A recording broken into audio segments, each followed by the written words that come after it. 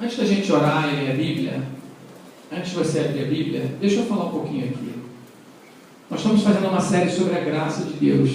Você tem sido muito abençoado? Muito abençoado. Amém. A intenção é uma libertação. Eu estou aqui para ser usado por Deus para te libertar da lei. E eu também estou sendo liberto também, porque eu vejo que nós temos uma tendência, uma tendência a vivermos de acordo com o nosso relacionamento com Deus ser baseado não no que Ele fez por nós, de forma soberana, ampla e suficiente, mas naquilo que nós fazemos para Ele. Se fosse isso, a gente estava perdido. Mas é isso que o inimigo faz. Ele tenta fazer com que nós olhemos para a nossa própria vida. Com isso, uma pessoa ela vai para a igreja, ela trabalha, entra, se envolve, mas não dá 1, 2 anos, quando não muito, até mais, e ela fica cansada, desanimada, desgastada e não frustrada. Muitas vezes não é aquilo que ela esperava, quando na verdade quem conduziu ela para esse lugar não foi a graça de Deus, mas foi a lei. E nós iniciamos essa série falando que viver na graça é como viver voando com as nossas 2 asas, Viver na graça é viver, mesmo em meio a crise, lutas e problemas, numa altura, num lugar bem alto, onde tudo aquilo igual do avião se torna pequenino. É ter uma visão até de uma criança, simples, Uma criança, ela confia no pai, ela está lá no avião, ela chega lá de cima, ela fala: não, pai, aquela é uma casa, não é uma casa, é uma casinha. Ali a piscina é uma piscininha. Os problemas, quando você está subindo alto, eles se tornam pequeninos, amém? E o problema não é grande. Na verdade, necessita a sua nova perspectiva em Deus, amém? A graça de Deus vai te levar para esse lugar. Ela é a base de tudo, é o fundamento. E a graça de Cristo é o próprio Jesus. Então, uma coisa que eu queria falar hoje, antes de começar aqui, era o seguinte: irmãos, quando Jesus disse: aquele que quiser me seguir, quiser ser meu discípulo, negue-se a si mesmo, tome a sua cruz e siga-me. Isso é uma chave. Ele fala dia após dia. O que significa? Significa que se eu receber a revelação da graça hoje, aquele dia que eu andei na graça, confiando em Deus, nada me abateu, e aí amanhã eu tenho que de novo fazer isso, amém? Como eu faço isso? Negando a mim mesmo. Mas negar a mim mesmo, como eu falei, não é negar a sua vontade só, é negar você todo com a sua vontade. Isso parece, o mundo, o diabo, o sistema desse mundo, ele coloca como se isso parecesse algo ruim para você, mas isso é bom para você. Diga para o seu irmão: isso é bom para você. Eu acho, você nem estaria na igreja se você não soubesse disso que eu estou falando. Muitos estão aqui porque sabem que a sua vontade aconteceu com você. Foi má, imperfeita e desagradável. E muitas coisas que você semeou deu errado, algumas deu certo, muitos problemas relacionais, e não aguentou mais apanhar lá fora no mundo e falou: eu preciso de Deus, eu preciso ter uma mudança para a minha vida. Na verdade, esse é o você sem Deus, esse é o si mesmo. E os olhos colocados na face, você vê, você nem vê as suas costas, porque ele foi colocado aqui para você ver o outro, não é? Para você ver a outra pessoa. O mar morto, como eu falei, foi semana passada, É um mar que está no centro da terra. Não sei se eu falei no Tadel ou na semana passada. Esse mar, ele é morto. Não obstante ele ser um mar super salgado. Jesus disse que eu sou o sal da terra. Nós somos o sal da terra, então deveria ser bom ter muito sal. Mas não é. A Bíblia, então, deveria ser bom ter muita lei, eu ser muito um homem da lei. Não, não é bom. Você vai entender por quê. Porque o mar morto, ele só se preocupa consigo mesmo. O mar morto é um exemplo, é como se fosse, o mar morto, ele é alguém, vamos dizer assim, metaforicamente, que só se preocupa consigo mesmo. E ele só recebe. O Rio Jordão, ele vem, passa pelo Mar Morto, os outros rios, vários afluentes, e o Mar Morto está no centro da terra. Se você colocar um peixe no Mar Morto, ele morre. Será que se alguém se relacionar com você, ela morre? Porque não pode isso, não pode aquilo, e não, isso na igreja não pode. É o Mar Morto. é cheio de regra, cheio de lei. Aí fala, poxa, eu não queria, para ser igreja tem que ser assim. Muitas pessoas estão lá fora porque muitos crentes são igual o Mar Morto, né? Vão virar uma estátua de sal, igual a mulher de Ló. Mas não é isso que Deus tem para você. Deus tem a graça. Agora, o Mar da Galileia, nós tivemos lá, é lindo, né? Um espelho, e ali Jesus pescava, emocionante. Nós estivemos lá, e até hoje tem várias pessoas que pescam ali. Por que o Mar da Galileia é saudável e está a alguns quilômetros do Mar Morto, e o Mar Morto não? Porque o Mar da Galileia ele recebe, mas ele dá mais do que ele recebe. Amém? Ele pensa mais nos outros do que nele mesmo. O Mar Morto só pensa nele. Então, você sabia que o Mar Morto, eu penso que até pode ser o Mar Morto, dizem que é um cronograma, não, um cronômetro da Terra. O Mar Morto, ele morre em torno de 1 metro por ano. O Mar Morto está morrendo, sabia disso? A pastora falou. Tem Globo Repórter, tem vários programas aí de televisão. O Mar Morto, como é que ele morre? Ele vai secando. O Mar Morto era muito maior na época de Jesus do que é hoje. É lindo. Você vai lá, você senta de chinesinho assim, você não afunda. Você pode deitar no mar assim, você não afunda. Você não precisa se preocupar em boiar. É uma película, porque é muito sal, diga pro teu irmão assim, muito crente junto, é meio perigoso, fala para ele. E os crentes só querem ficar na igreja um colado no outro, a parte de ser vai dar problema. Você tem que estar lá nas trevas pregando evangelho. O crente está pregando evangelho, está dando, está vendo o vizinho ser salvo, está sempre feliz, sempre alegre, não é verdade? Mas a gente está aqui na igreja e fica meio morto, fica só envolvido com a igreja. Glória a Deus, mas aqui é só quartel-general. A palavra igreja vem do original eclésia, aqueles que foram chamados para fora. Jesus disse, o bom pastor é aquele que conduz as ovelhas para fora. São Paulo vai te conduzir para fora. Aí qualquer programa para fora, o crente morto do Mar Morto fala, querem não posso não.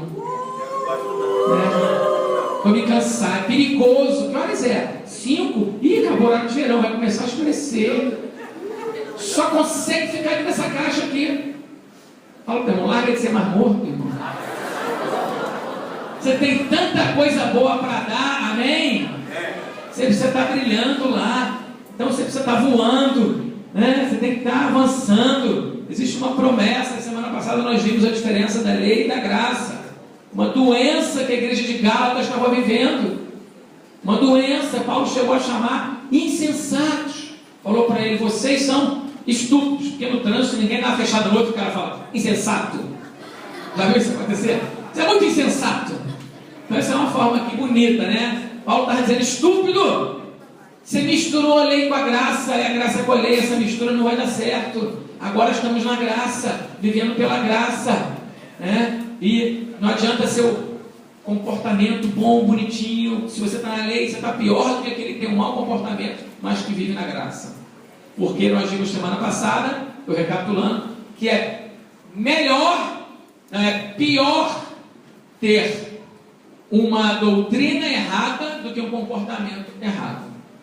E nós vimos a situação aqui da igreja de Gálatas, que era, comparando que ela era uma igreja aparentemente certinha, mas Paulo nem deu graças a Deus por ela. Foi a única igreja, todas as epístolas, Paulo começa, dou graças a Deus pelo que Deus está fazendo na sua vida, por isso, por aquilo. Até a igreja de Corinto. Nós vimos que na igreja de Corinto o negócio era feio, né, gente? Os caras saíram bêbados da ceia, o cara se deitou com a madrasta dele, eles faziam comunhão da célula com galinha preta da encruzilhada, estava duro, não tinha dinheiro para comprar. Porque a Bíblia fala que eles comiam coisa sacrificada aos ídolos. Já pensou? Gente, hoje eu trouxe aqui, depois da célula, o lanche. Aquela galinha preta assim, né? Mas é do dia, foi de hoje. Eu vi o cara botando a oferenda lá. Essa era a igreja de Corinto. Mas Paulo dá graças a Deus por eles. Que coisa, né? Por quê? Porque eles estavam cheios de problemas, cheios de comportamento errado, mas estavam com a doutrina certa. Porque se você tem a doutrina certa, alguma hora, se a sua fé é certa, ela vai mudar o seu comportamento. Porque você faz aquilo que você acredita. Não se engane. Olha aqui, ó, não existe doutrina nula. Não existe teologia neutra. Aquilo que você crê é o que você faz. Quer saber o que você crê? é o que você faz hoje. É isso que você crê. O resto é só da boca para fora. Então, eles estavam lá fazendo um monte de coisa errada, mas alguma hora a palavra de Deus ia alcançar. Agora os Gálatas não. Eles estavam voltando para a lei, crendo que servir a Deus na lei, com regras, circuncisão, isso, aquilo, ia levar a pessoa. Então, quer dizer, quanto mais eles, entre aspas, servissem a Deus, mais para longe de Deus eles estavam indo. Por isso que Paulo ficou bravo com eles. Entenderam? Aí demos exemplo dos filhos que não tomam banho. Aí a mãe foi procurar lá, era um grande problema na casa. Eu vi esse exemplo do pastor Luiz, que eu achei muito bom. Imagina se os filhos colocaram um NIP, fecharam todas as águas, saídas de água da casa, porque pensaram, nós entendemos que a água é só para beber, não precisamos de água para tomar banho. Essa mãe tem um problema? Imagina 4 filhos assim, tudo homem. Imagina o fedor. Agora, se ela tiver água, o problema resolve. Então, o maior problema, assim, o problema, vamos dizer assim, da lei, vamos dizer assim, o problema é o seguinte, não tomar banho. O problema do comportamento errado é não tomar banho. Mas se eles não têm água, acabou. Eles vão ficar cada vez mais fedidos, né? Agora, se eu tenho água para tomar banho, eu resolvo o problema. Então, irmão, a água é a doutrina certa. E o comportamento errado é não tomar banho. Agora, se eu acredito que eu não preciso mais de água, aí eu estou perdido, não estou? Aí eu estou perdido. Entenderam, gente? Então, o comportamento errado é ruim, mas pior do que o comportamento errado é uma fé errada. Libertação é libertar a sua fé. Uma crença errada de quem é Deus, uma crença errada do amor de Deus, uma crença errada é pior. Por isso que Paulo foi mais duro com os Gálatas, mesmo ele não comendo galinha preta na encruzilhada, que era coisa sacrificada a ídolos, mesmo eles não se embriagando na ceia, e mesmo eles não tendo caso de lascívia e prostituição, como o caso de Coríntios. Paulo tratou o problema, mas ele não deu graças a Deus pelos Gálatas, mas deu pelos Coríntios. Então, aos olhos de Deus, é pior crer numa doutrina errada do que ter um comportamento errado. Amém? Você entendeu isso? Então, eu quero dizer para você que se você tem algo que você não muda há muitos anos na sua vida, sabe por quê? É porque, no fundo, a sua fé está errada. Você está crendo em algo errado.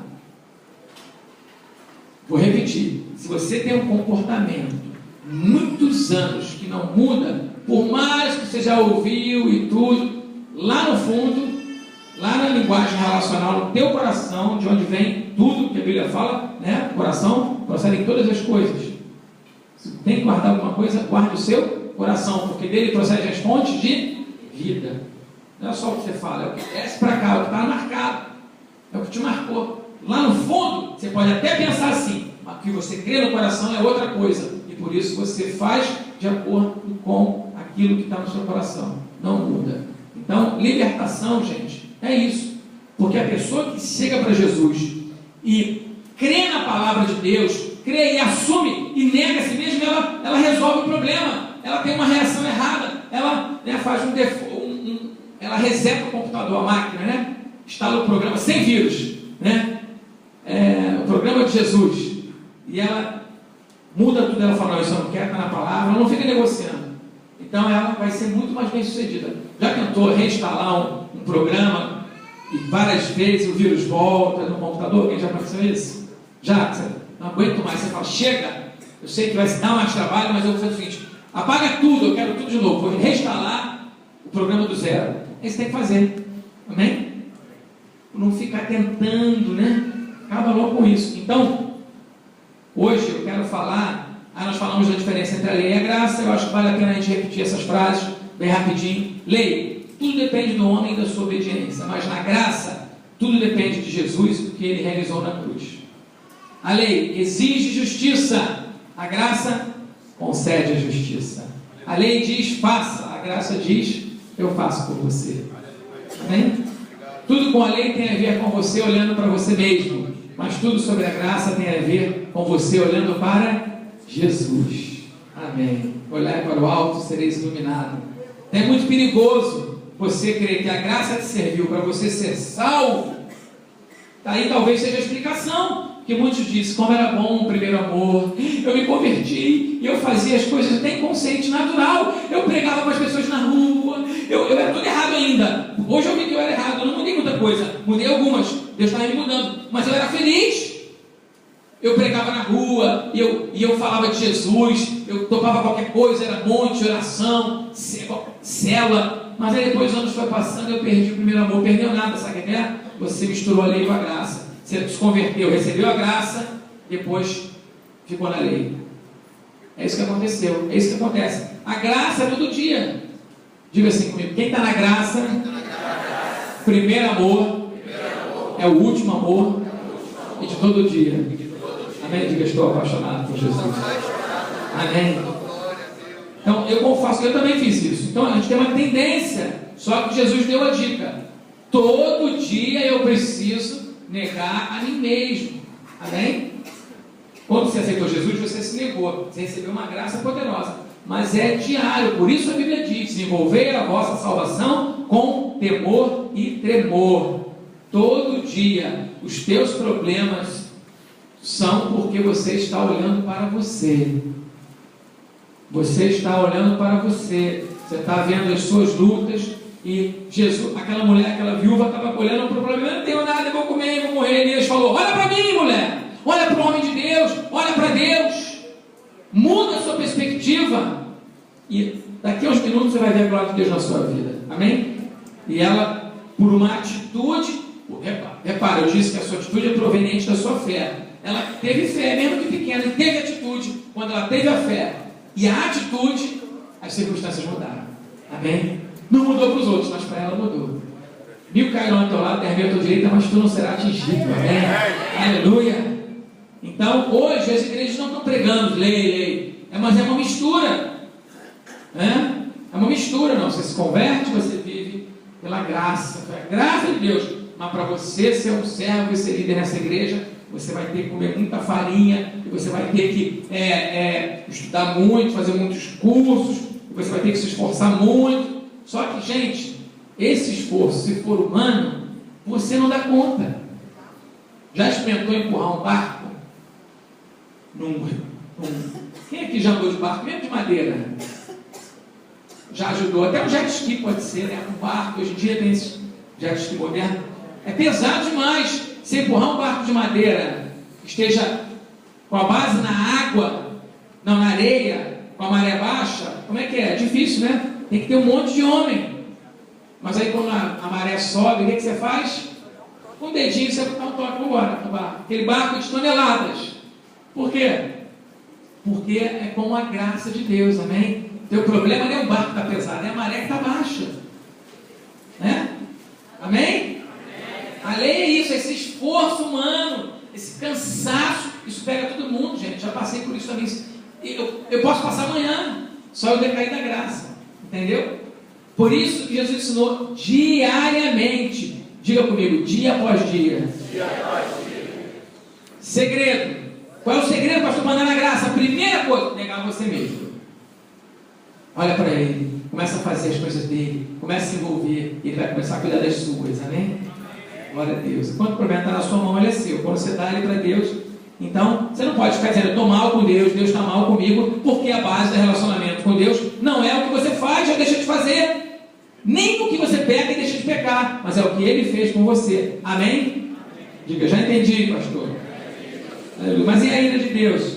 Não, irmão, até isso a gente viu na Bíblia que Ló teve que ser tirado da cidade de Sodoma e Gomorra, da entrada, porque os anjos falaram, cara, se arruma, pega a tua família e sai, porque eu não posso fazer nada enquanto você não sair, porque você é filho de Abraão, que é da família de Abraão, ele era sobrinho de Abraão, da família de Abraão, porque ele é crente, porque ele é de Jesus. Então a ira de Deus foi derramada sobre Sodoma e Gomorra, vai ser derramada sobre esse mundo, mas não vai ser derramada mais sobre você, amém? Porque ela foi derramada sobre Jesus na cruz, para te salvar. Você crê nisso? Glória a Deus, aleluia. E Ló não era um crente bom não, gente. Pensa num crente, tem uma mensagem que diz assim, né? Que é o crente problemático, é outro nome, mas é nesse nível, que foi a vida de Ló. Muito legal, um dia eu vou ministrar essa mensagem de novo. Pensa num cara problemático. Os filhos dele foram filhos de incesto com as suas próprias filhas, foram os povos mais pagãos do Velho Testamento, os amonitas e os moabitas. Então pensa num cara difícil de obedecer, que demorava para obedecer, dava trabalho. Deus falou, sai da cidade. Ele ficou demorando, e o anjo falou, vai agora. Aí ele saiu com as filhas, e nem os genros, os noivos, ele conseguiu, porque ninguém acreditava nele. Ele era um cara provavelmente problemático. Então quando ele falava, as pessoas não acreditavam. Quando ele falou, os genros falaram, que é isso? Morreram os genros. E por que morreram os genros? As filhas, duas dele, ficaram sem marido e acabaram promovendo esse incesto. Na verdade, uma caverna ali, mas essa é outra história. Então nós vimos também na semana passada que a bênção da graça é a comunhão. Amém? A comunhão. E o sistema de um tribunal é um juiz, um acusador, um advogado de defesa de acusação, esperando a sentença. E toda condenação, ela sucede uma boa acusação. E a Bíblia diz em Apocalipse capítulo 12 que Satanás, o diabo, nos acusa de dia e de noite. Então quem está debaixo de condenação é quem está na lei. Quem está na lei está na carne. Por mais espiritual que possa parecer, por mais obediente que seja na igreja, por mais que esteja em todos os ministérios. Aquele irmão que você fala, ele está em todos os ministérios, é um grande ajudador, mas ele pode padecer no futuro, provavelmente, porque está na lei. Então, a Bíblia diz que claramente, aquele que se isola vai contra o verdadeiro entendimento. Então o isolamento não é de Deus. Diga comigo, o isolamento não é de Deus. Então, pastor, você está dizendo por que isso? Porque o diabo vai te pegar quando você se isolar e ficar sozinho. É assim que ele faz. Porque quando bate o martelo e você se sente condenado, vem quem? Abre aquela porta lá e vem quem? Vem a polícia, né? Assim, nessa imagem, algema e leva para a prisão. Longe do convívio social. Então, começa quando a pessoa não se nega a si mesma. E termina quando ela se isola, não vive em comunhão, não vive com os irmãos, quando na Bíblia diz, onde dois ou mais estiverem reunidos no meu nome, aí eu estarei. Por quê? Dois é comunhão. Amém?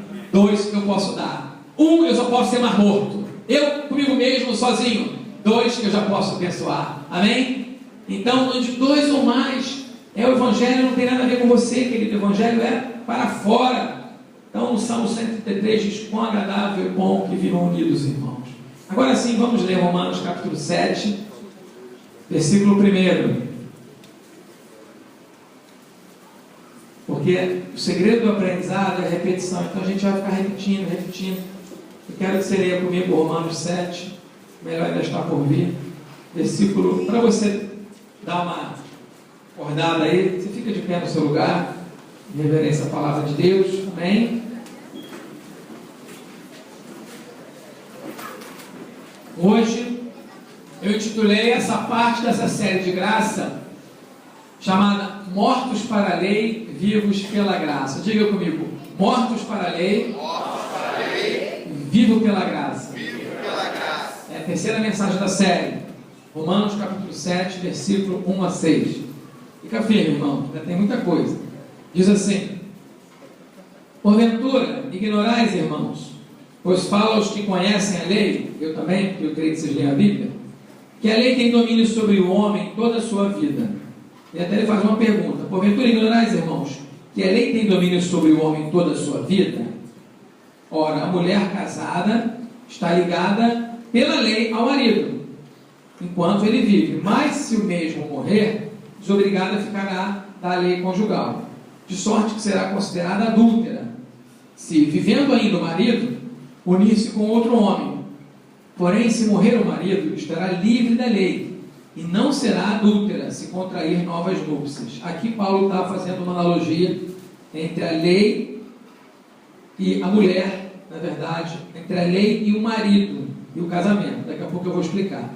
Assim, versículo 4, assim, meus irmãos, também vós, assim como aquela viúva, vós morrestes relativamente à lei, por meio do corpo de Cristo, para pertencerdes a outro, a saber, aquele que ressuscitou dentre os mortos, a fim de que frutifiquemos para Deus. Porque quando vivíamos segundo a carne, as paixões pecaminosas postas em realce pela lei operavam em nossos membros, a fim de frutificarem para a morte. Agora, porém, libertos da lei, diga assim, libertos da lei. Mais uma vez, libertos da lei. Estamos mortos para aquilo a que estávamos sujeitos, de modo que servimos em novidade de espírito e não na caducidade da letra. Amém? Glória a Deus. Que Deus abençoe essa palavra. Você pode sentar, continue nos abençoando, nos ensinando. Aqui é um exemplo interessante. Olha só. Você imagina? A gente está vendo muita gente saindo. Acabou o culto, gente. Vamos embora. Todo mundo saindo, andando. Palavra. Amém, queridos? Eu estou falando por vocês, não por mim, não, porque eu já estudei a palavra. A palavra de Deus, vocês ficam assim, para lá e para cá. Essa agitação também pode ser carne. Estou falando assim por amor à sua vida. Porque imagina Deus falando e você, né? Então, eu falo isso assim, eu tenho liberdade. Os irmãos da nossa igreja, procure. Se você estivesse no ônibus lotado, ele já ficou mais de 1 hora no ônibus. Então, como é que você vai ao banheiro? Pela janela? Então vamos, entendeu? Eu sei que muitos, a maioria foi assim, aproveitou uma oportunidade, mas isso também tem a ver com a sua fé, amém? Se eu creio que eu posso aguentar, lembra que eu falei? Eu aguento, amém, gente? Amém. Eu não quero que ninguém perca. Pode entender que não é por mim, não, gente. Eu não fico nem um pouquinho incomodado, já preguei em lugar, mas é pela vida de cada um. Olha aqui, porque senão não vai entender, porque aqui a gente é um pouquinho complexo. Você tem aqui em Romanos Paulo explicando. Você imagina, hoje nós oramos pelos solteiros. Se você chegou depois de 10h30, você perdeu, mas semana que vem nós vamos continuar orando por outros motivos.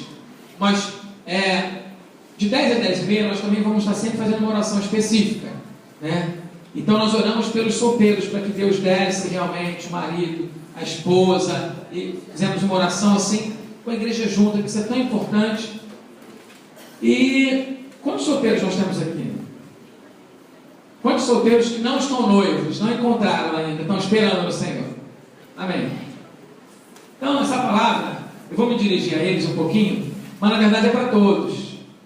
Solteiros, vocês estão esperando, assim, eu não sei qual está no seu coração, mas via de regra, normalmente a gente espera o seguinte, a gente espera o quê? Uma mulher perfeita, né? Um homem perfeito.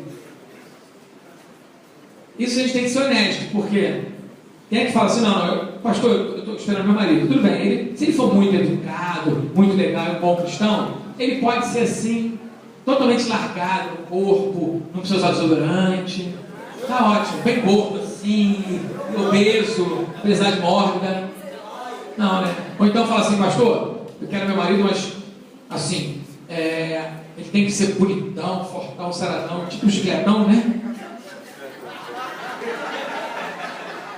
Ele pode ser burro, ignorante, não quer saber da palavra, o importante é ser bonito no corpo. É assim? Não, a gente espera o seguinte, que esteja tudo mais ou menos, é porque a gente sabe que ninguém é perfeito. Mas se pudesse, seria perfeito, né? Então você espera alguém perfeito. Olha para alguém que é solteiro e fala, eu sei que você está esperando alguém perfeito. Cuidado para não esperar demais, né? Chegar ao cemitério e a perfeição não vier. Então assim... Não, a gente fica esperando. Mas vamos ser honestos, via de regra, esse assunto é bom que anima o povo, né? Via de regra, você espera alguém que vai ter as qualidades, não é? Bonitinho, né? Educado, inteligente, não é? Cheirosinho, que mais? Que mais? Me ajuda aí, né? Se todo mundo espera alguém assim, né? Um pouquinho de cada coisa, pastor, isso mesmo. Então, mas no fundo, assim, vamos imaginar aquela mulher, vamos aqui para o nosso texto, eu quero um marido perfeito. Mas, assim, né? Compromisso com Deus, foi espiritual agora, aleluia. Né? Isso me lembra quando o pastor entrou na sala do colégio da igreja, aí os alunos, pastor, vai na sala. Aí ele fez uma brincadeira, o pastor de sacanagem falou assim, e aí turma, qual é o nome daquele elefante que tem um orelhão do desenho? Aí pessoal, Jesus. Era o Dumbo, né? Brincadeira. É que a gente, assim, As crianças queriam ser espirituais, né? Então elas... Não é só porque era o pastor que estava falando, então... Aí me lembra essa historinha aqui. Mas imagina a perfeição. Aí a mulher... Vamos pegar a mulher, tá? Pode ser o homem também. Aí vem o marido perfeito. É impressionante. Ele vem andando, aquela roupa. Primeiro dia, abre a porta para ela. Aí a mãe vem, não, abre a porta para a mãe, entra atrás. Pensa. Aí ele faz o jantar em casa, ele faz a comida. Colher, faz tudo. Negócio assim, né? Joe do mundo. Né? Líder de célula, impecável. Chega na hora, ó, tudo, né? As irmãs dizendo amém. Depois você vai ver já. Né? Perfeito. Pensa assim, os xizinhos marcou todos lá. Tá lá ele, né? E tudo. E aí, beleza.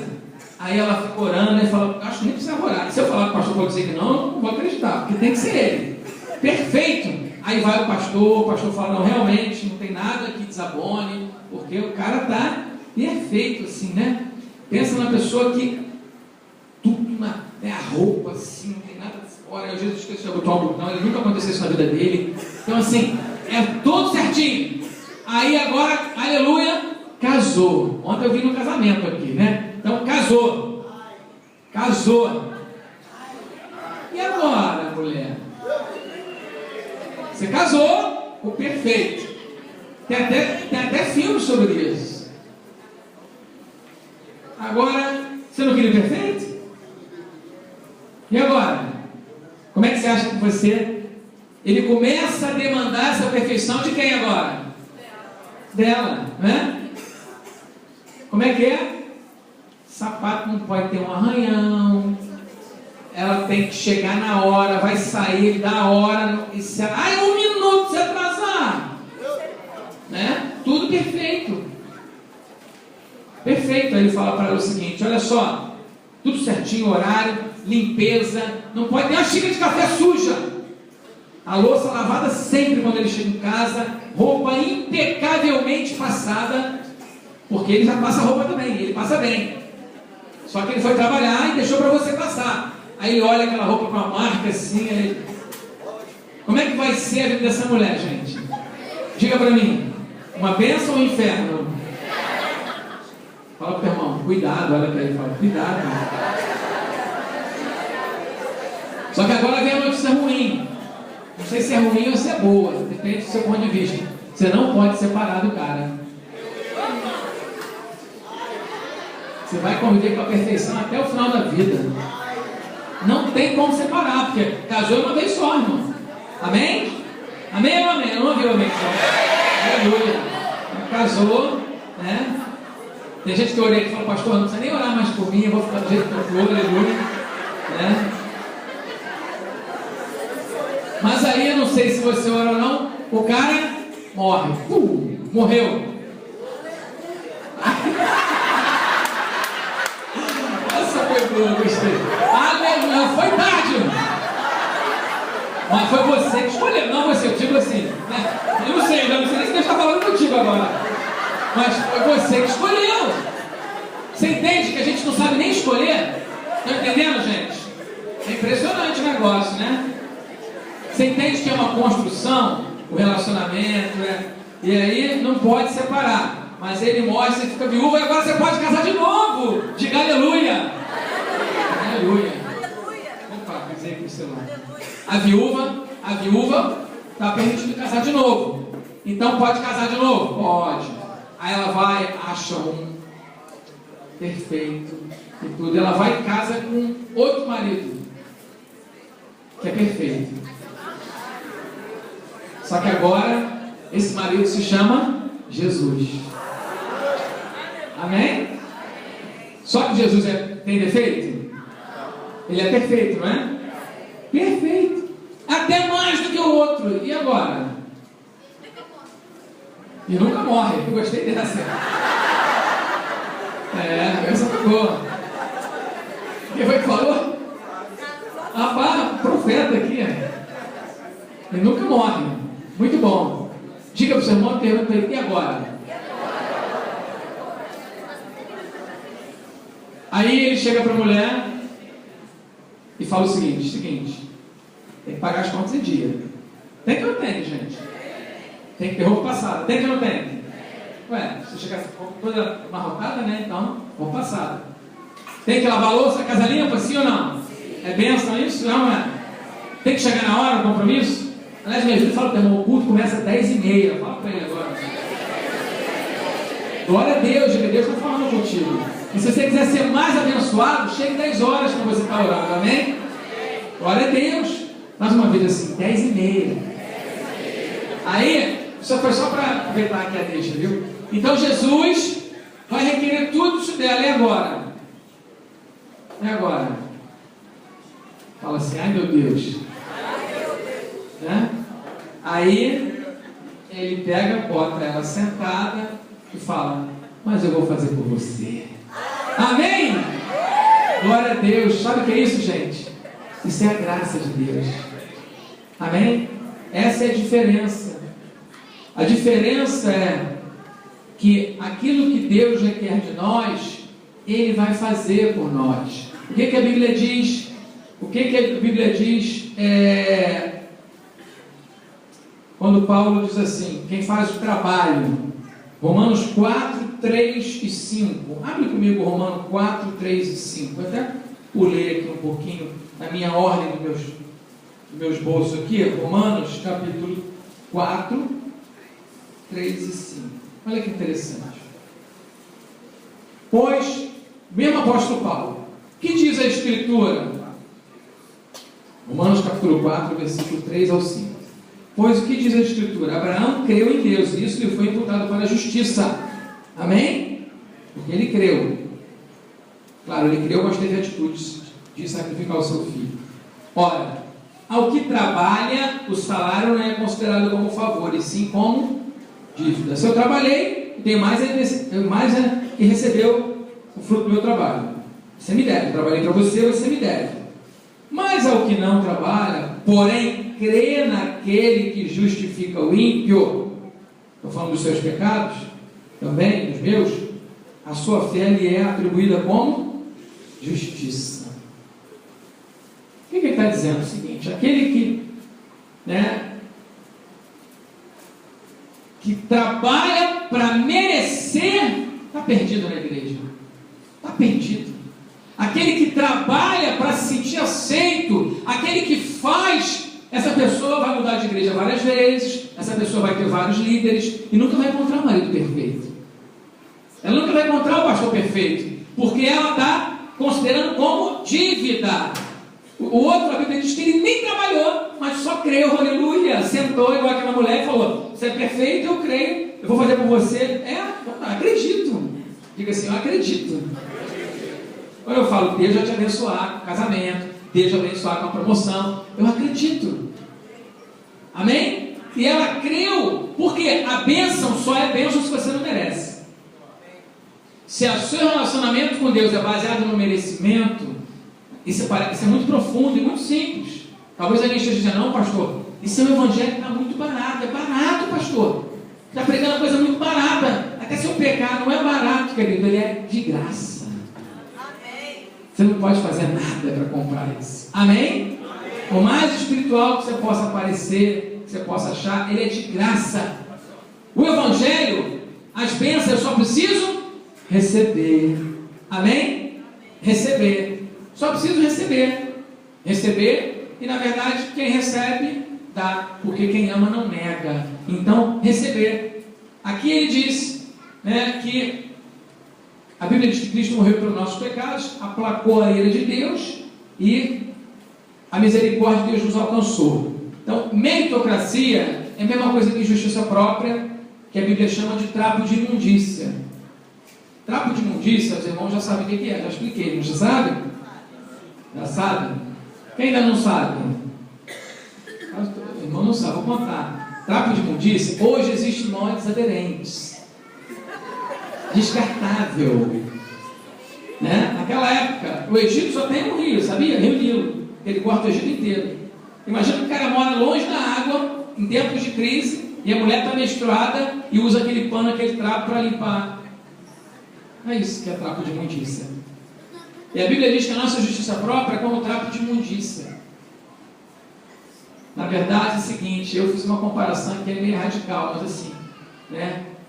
Esse sangue sujo, na verdade, a nossa justiça própria é comparada a esse sangue imundo, porque na verdade a graça de Deus está debaixo do sangue puro de Jesus. Amém? Quando nós estamos na lei, nós somos massacrados pela lei, justiça própria, e acabamos não aguentando. E talvez não seja por isso que você ficou cansado, desanimado, se sentindo culpado, tentando agradar a Deus, tentando fazer algo para Deus.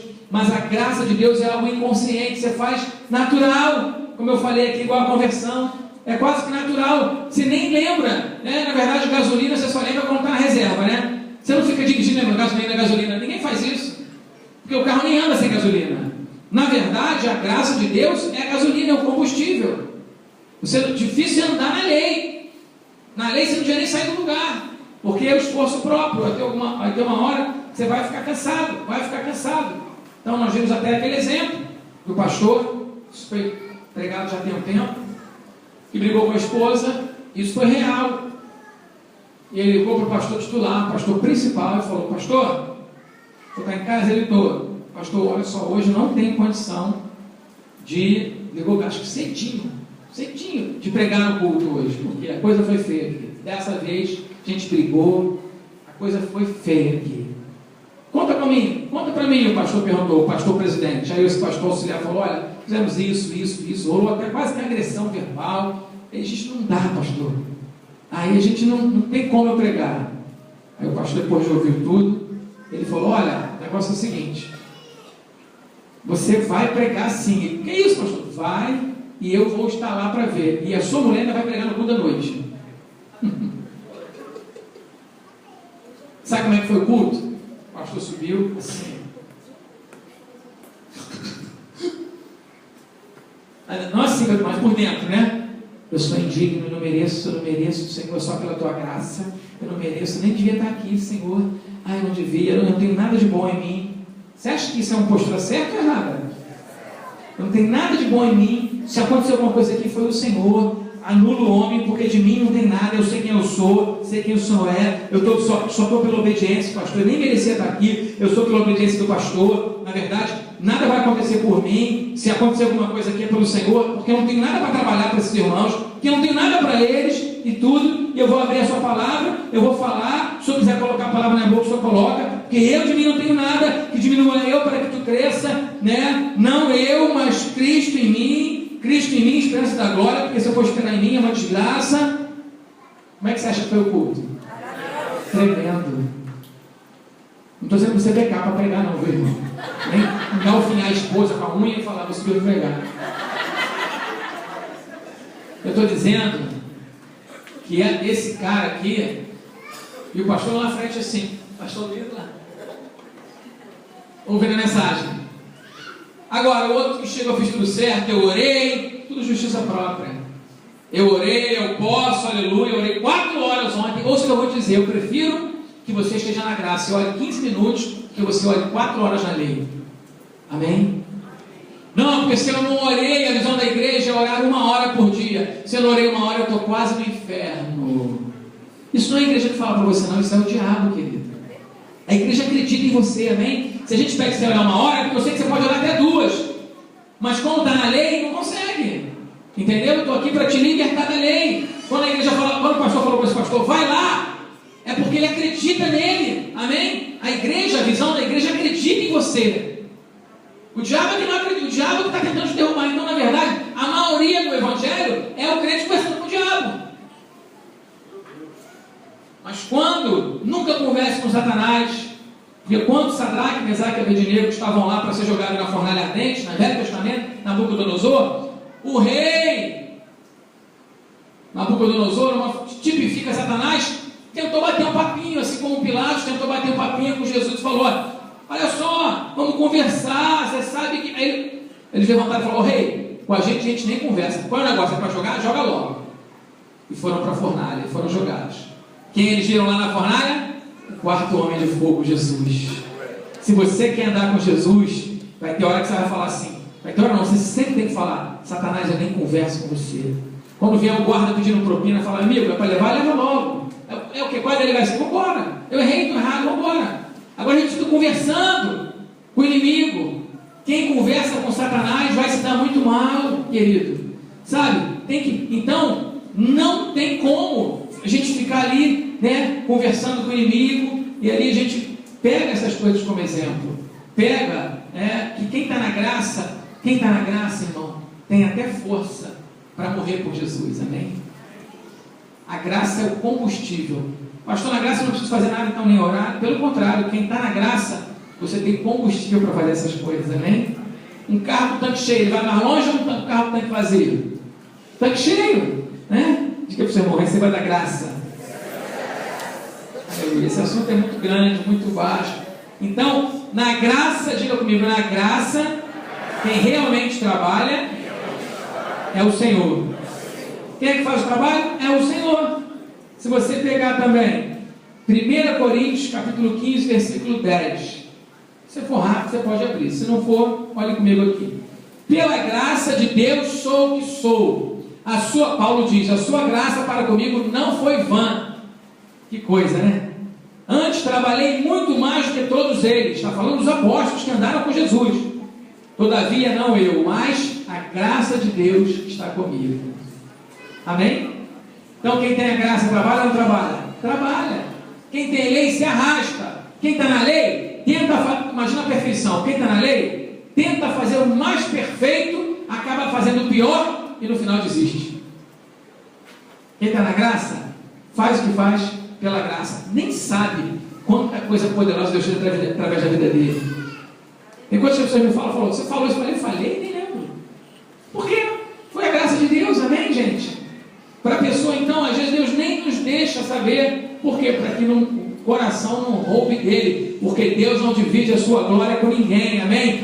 Tudo que é de Deus é feito pela graça para que toda a glória vá para Ele, somente por Ele. O Evangelho não tem nada a ver com você. Se você está cansado, se você está sofrível, se você não consegue exercer ministério, liderança e se decepcionou, na verdade você estava na lei, o diabo estava te enganando. Eu não sou digno, pastor. Não é mesmo, ninguém de nós só somos por causa dele, amém? Você pensa, não, o pastor é poderoso. O pastor, no critério de xizinhos da perfeição, tem mais do que eu. Então eu admiro muito o pastor, quase idolatrando o pastor, sou um seguidor do pastor, porque eu não consegui, mas ele conseguiu. Você está na lei. Eu só estou aqui pela graça, amém? Eu só estou aqui pela graça. Você consegue entender isso, amado? Não sei se vocês estão conseguindo pegar, né? A visão da igreja está me matando. Eu tenho que orar. Não, porque essas coisas são coisas para te ajudar, pontuar. Chegar agora, toda sexta-feira o líder tem que fazer comunhão e caminhada de 3 km, vira uma lei, virou lei e acabou com você, não é? Agora se eu chego, irmão, está fazendo alguma coisa hoje? O que quer fazer hoje à noite, sexta-feira? Não sei, vamos dar uma caminhada? Vamos chamar fulano? Ou não pode, o outro pode. Aí vai a caminhada da célula tremendo. Por quê? Pela graça, amém? Então a graça ela tem que estar dentro de você. Orar não é uma coisa imposta, obrigatória. Tem que estar dentro de você, amém? Pregar tem que estar dentro de você. Tem que ser natural. Liderar tem que estar dentro de você, amém? Natural, desse jeito. É algo praticamente inconsciente. Diga assim, na graça, quem faz o trabalho é o meu novo marido. Diga, ele é perfeito e faz por mim o trabalho. Diga assim, que maridão. Aleluia, glória a Deus. Quem fica feliz por ter esse marido, amém? As pessoas chegam, pastor, essa igreja que pensam.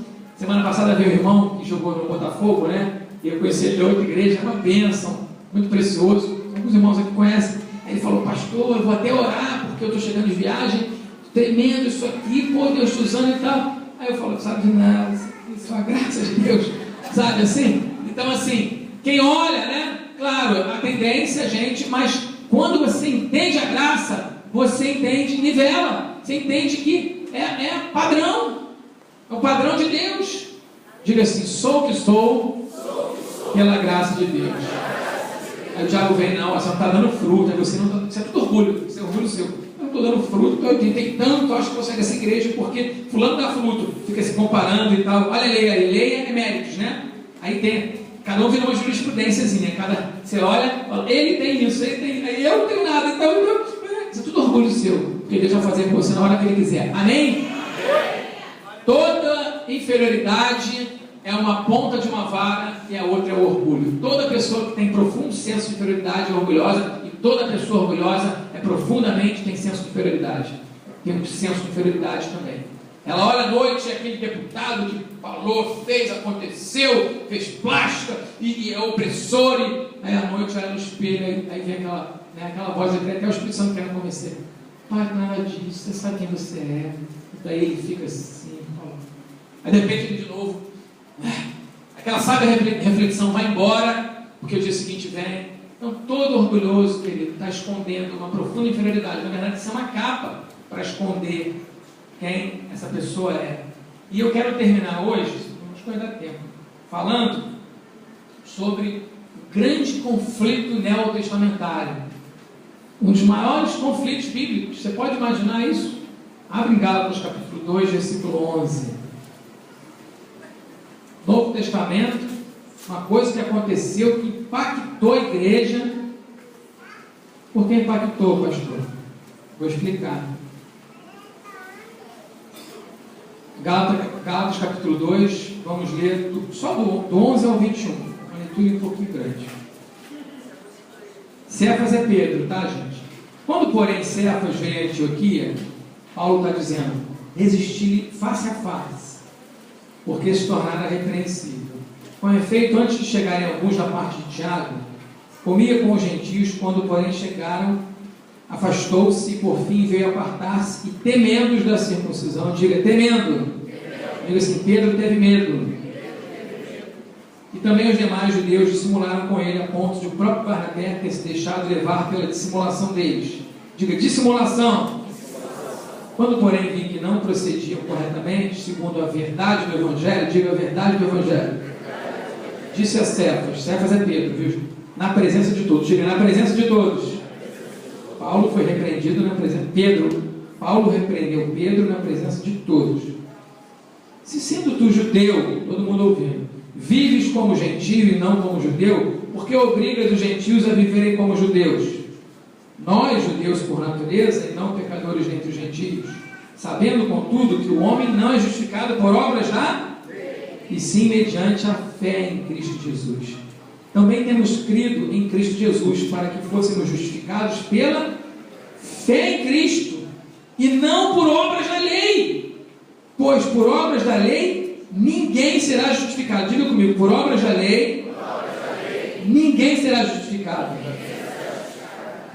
Mas se procurando ser justificados em Cristo, fomos nós mesmos também achados pecadores, dá-se ao acaso de ser Cristo ministro do pecado? Certo que não, porque se torna a edificar aquilo que destruí, a mim mesmo me constitui transgressor. Porque eu, mediante a própria lei, morri para a lei. Diga, morri para a lei. A fim de viver para Deus. Estou crucificado com Cristo. Logo, já não sou eu quem vive, mas Cristo vive em mim. Esse viver que agora tenho na carne, vivo pela fé no Filho de Deus, que me amou e a si mesmo se entregou por mim. Não anulo a graça de Deus. Diga assim comigo, não anulo a graça de Deus. Como muitos estavam fazendo na igreja, anulando. Tem uma graça enorme sobre você. Você tem anulado ela quando você vive na lei? Não anula a graça de Deus, pois se a justiça é mediante a lei, segue-se que morreu Cristo em vão. Se você acha que aquilo que você faz na igreja é certo e errado, e até os frutos, na verdade, diz a sua justiça, então Jesus morreu em vão por você. Nem serve para você o sacrifício dele. Isso é muito profundo, gente. Isso é tão profundo que eu vou só introduzir, vou deixar para a semana que vem, porque aqui a gente tem um estudo sobre dois homens de Deus.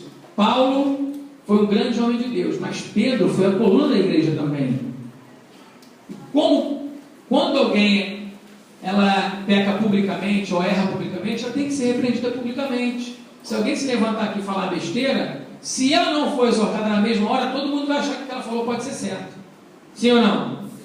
Então, aqui você vê Paulo repreendendo Pedro. E depois você vai ver nas epístolas Pedro dizendo ao amado Paulo e tal, ficou tudo bem, porque Pedro foi humilde, mas Pedro quis misturar a graça com a lei. Quem foi que viu uma imagem daqueles animais impuros descendo no lençol? E Pedro falou, eu não como no livro de Atos. E aí Deus falou, mata e come 3 vezes, que significa o número, essa repetição 3 vezes, assim como Jesus disse, Pedro, que me amas, é para dar a conclusão perfeita do que está sendo dito. E aí Pedro falou, por que, Senhor? Não te digas impuro aquilo que eu purifiquei. Aí Paulo entendeu que os gentios poderiam ser alcançados através, amém? Da Bíblia, do Evangelho, que os gentios poderiam ser alcançados. Paulo entendeu que era pela graça. Paulo entendeu que não era lei. Paulo entendeu que Deus estava falando, meu filho, vai lá, faz um churrasco, come carne de porco agora. Pedro, vai lá, Pedro, come carne de porco. Vai lá, faz um churrasco, porque não é por essas regras que você vai ser justificado. O meu sangue do meu filho vai purificar. O sangue do meu filho purificou. Não torne impuro. Então Pedro, ele foi um apóstolo da graça. Ele entendeu que era graça. Como é que agora ele estava dissimulando? Voltando para a lei. Isso é muito sério. Porque Paulo viu em Pedro algo que Pedro ainda não estava totalmente curado, tratado. Ele quis se parecer, quis ser aceito pelos judeus que estavam chegando, e ainda levou Barnabé, que era parceiro de Paulo, ainda fez mal para o seu parceiro. Barnabé foi um homem que foi muito influente na vida de Paulo, e essa dissimulação, ele foi exortado publicamente. Então, queridos, eu quero te convidar nessa manhã, por causa do horário, eu vou parar por aqui, a gente começa na semana que vem, nós vamos falar desse grande conflito extraordinário. Você imagina a igreja primitiva, dos seus maiores líderes, e publicamente Pedro tem que abaixar a cabeça. E a Bíblia não diz que Pedro retrucou, não. Todo mundo ouviu, porque a Bíblia diz a todos. E ele foi humilde, eu creio, Pedro, que foi um homem de Deus, para reconhecer que ele estava errado. Então você tem que ser humilde nessa manhã para reconhecer que a lei estava te matando, a lei estava te afastando de Deus, Irmãos, visão de igreja. É bom para você orar todo dia, sim ou não? É bom para você guardar o seu corpo do seu marido, da sua esposa, sim ou não? Amém? Coisas que a gente pede, é bom para você, se você vai liderar, aprender sobre liderança, sim ou não? É bom para a igreja andar em unidade, todo mundo falar a mesma língua, sim ou não? Então a gente não abre mão disso, mas não é que é uma lei imposta, é porque a gente sabe que lá na frente, se eu abro mão do padrão, essas coisas vão cair lá na frente, vai dar problema. Então, aí a pessoa ela quer servir a Deus na lei. O que tem que fazer, pastor? Orar 1 hora por dia, sem a graça de Deus. Eu prefiro que você baixe a sua cabeça, peça a graça de Deus na sua vida, amém?